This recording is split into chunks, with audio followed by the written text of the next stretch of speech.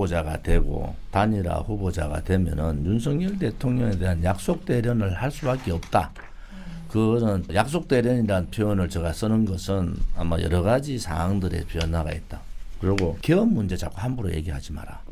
대한민국은 돈 가진 자들, 권력 가진 자들, 그리고 언론을 장악한 자들의 나라가 이미 돼 있어요. 그걸 저는 표현을 기득권의 나라가 됐는데 이거를 내각제로 가면요. 요 기득권 가진 자들의 나라가 되는 겁니다. 범위를 좀 더 넓힐 뿐이에요.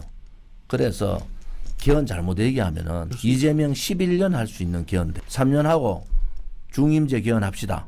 그래서 중임제 개헌했어. 지금 대통령 제외시키지 않고 제가 1년 내놨으니까 중임제 개헌할 때 같이 하겠습니다. 이러면요 11년 합니다. 그래서 개헌이라는 얘기가 네.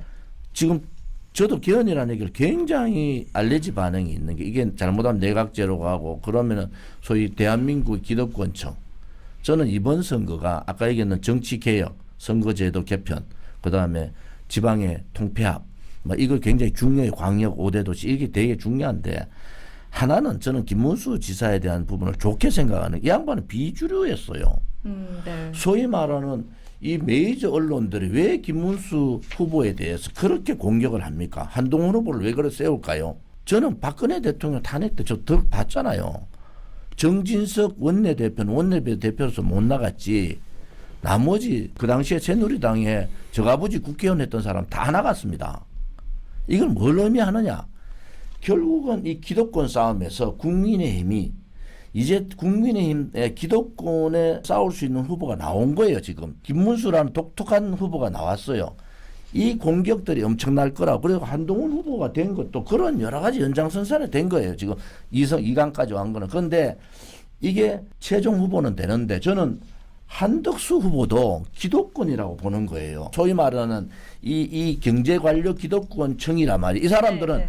그 모피아들이라는 게 계속 있었잖아요. 그러면은 작게 잡으면 모피아 경제관료 혹은 관료 기득권이 있고 그거다 언론 기득권, 금융, 돈 가진 기득권, 그다음 권력 가진 기득권의 나라가 지금 대한민국에 있어서 우리 같이 그걸 보는 사람은 이건 국민의 나라가 아니다. 기득권의 나라지.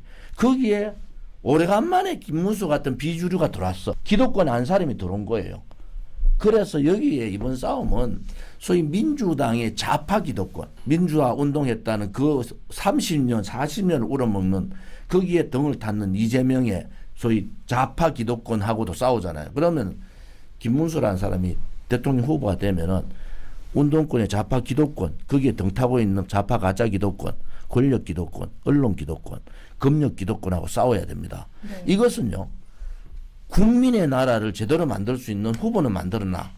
저는 그렇게 보는 게 그렇게 돼서 이기면은 조금은 바뀌지 않겠느냐.